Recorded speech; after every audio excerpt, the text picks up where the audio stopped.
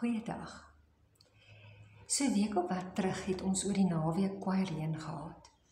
En die maandagoggend toe ons die pad wil aandurf, is die brug onder water en moet ons die alternatiewe roete gebruik, wat ook toe op daai stadium onbruikbaar is.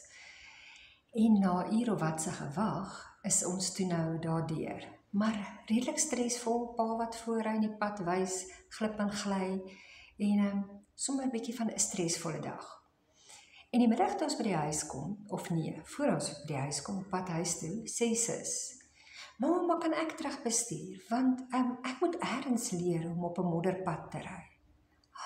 Weet jy wat, ek sug diep, want op daai oomblik is my bandwydte bietjie min. Sien ek amper nie kans vir die feit van die risiko's van hierdie pad en die voertuig, en sis wat nog nie getrein is daarin nie. En met 'n groot gesig sal ek erken, het ek gesê, "Okay, hier, bestuur. Maar jy gaan ry waar ek sê jy ry, en jy gaan luister, sodat jy kan leer." Weet jy, en toe ons op die pad is die pad droog. Hier en daar 'n plekkie wat ek sê, "Sissie, hou bietjie links, hou bietjie regs, kyk bietjie waar loop die spore."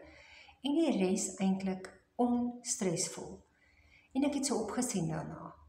Joh, is dit nie baie keer so waar in my lewe nie, dat ek so myself in 'n hoek optens oor 'n ding, wat dan eintlik op die uiteinde heel gemaklik verloop sonder probleme.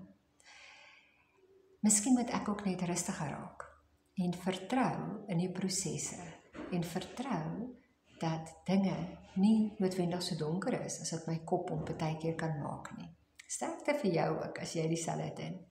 Mooi loop.